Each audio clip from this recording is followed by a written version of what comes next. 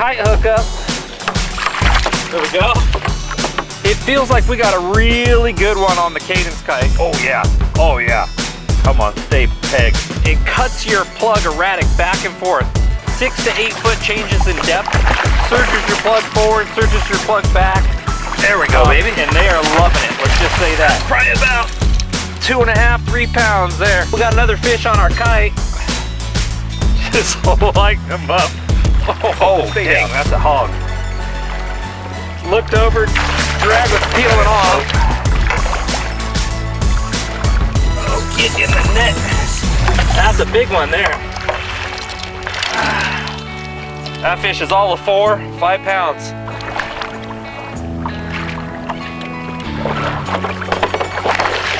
Whoa, whoa! It literally hooked up in a second. Whoa, ripped flat. the lure off. The kite. That was a good one.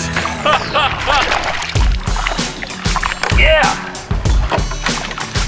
That was quick and easy. Hey, what's up guys? Nick the Informative Fisherman here. So if you're watching this video, I would imagine you heard about my Cadence Kite, or you purchased one and you read the back of the bag. Now, how I like to rig this thing up is I like to put a trolling chain swivel out here on the front to cut down on line twists. I run it on a bait casting gear, medium and up. You'll read it on the back of the bag there with your specs, with a bare minimal of 10-pound tests. I run my leader back to my little rip baits like this, about 2.5 to 3 foot. You're gonna have insanely erratic action with these guys. Too big of a lip sometimes will start forcing it just to roll under the surface. Good trick for that is to back off the throttle a little bit.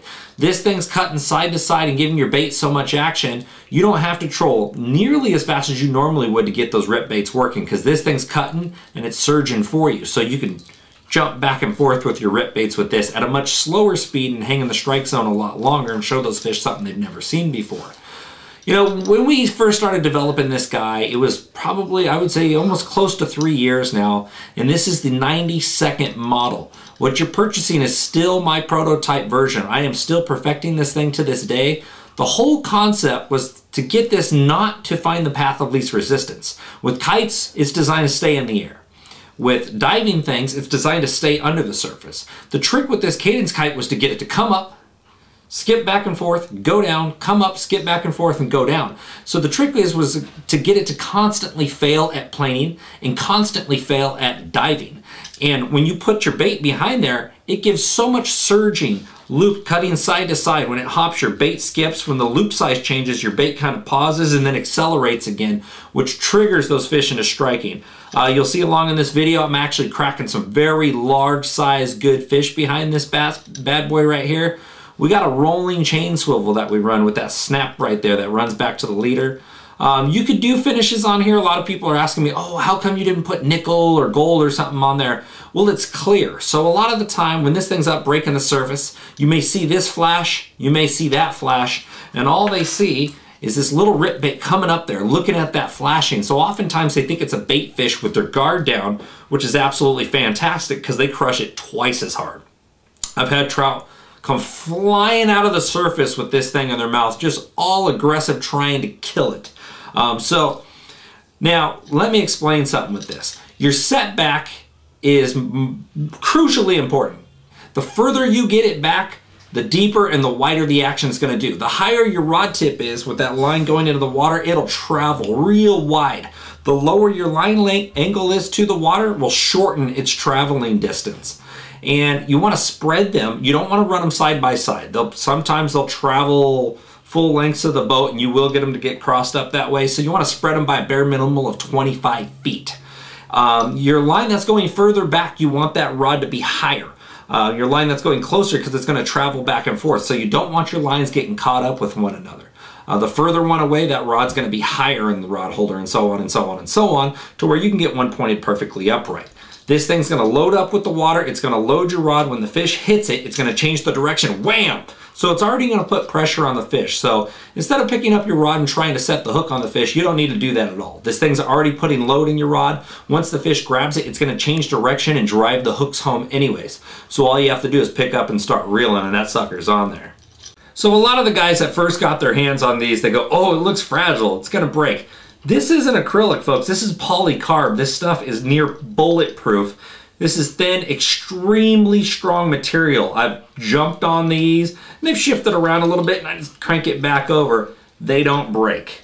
It's real clear so they don't see nothing. It's a real natural presentation. When it's up in those wakes causing commotion, all they see is that little jerkbait looking up there.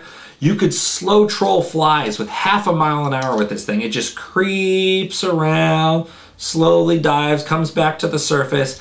I put flies, little grubs behind this guy, just slow trolling it, and it is absolutely deadly. So make sure to go get your hands on one of these guys if you haven't already tried it. Get one. If you got any questions or comments for me, or ways you think that you may want it to do something different, or ways to trick it out, or ways that I personally use it to put a little extra money in my pocket in those tournaments, feel free to message me and I'll answer any questions you might have on this, give you extra rigging tips, and hopefully I'll put it right here on the same page on my website so you can get on there and master each technique. I'll try to list the baits, the model numbers, the grubs, the size of the grubs, tricks that I do to get extra fish in the boat, because this thing will run uniquely to every single bait you put behind it. So if you master a technique behind this bad boy, chances are no one else is probably ever going to find out, and they might have their own technique going. So this is really going to separate you from the pack. So this is the 3.5 size that I'm holding in my hand right here. This is more for like your brown trout, not the giant Mackinaw, but for top lining browns, big rainbows, stripers. I say probably up to 15 pounds. You'd be good with this guy. We're also going to make a down rigging version. It's called the 2.5. The Cadence Kite 2.5 model, and that's going to do a lot of that same crazy action and stay under the water. It doesn't have as much resistance against your downrigger ball, so you won't have to use nearly as heavy weight as you would this guy if you were to downrig it. I don't really suggest that, but it can be done at slower speeds to give you some extra action. We're also going to have the 5.5 coming out really soon, which is for those bigger stripers, for those salmon. You can put a Silvertron behind that thing and get some crazy gliding action when that salmon moves in there and this Silvertron goes whoop and hits him at this angle and wham! The strikes are insane. You're covering more strike range. And then we're going to do the 8.5 for you offshore guys that want to go out there and get those tuna, troll some blue shark, whatever you want to do. You can roll a giant bait behind this. I'll give you one of my little tips. I take a little 1/0 mosquito hook, and I'll take a shad that I brined and nose hook it, and it almost looks like that shad is alive again. So back from rolling bait, try this guy when you're top lining with an actual shad nose hook on there, and you'll be shocked.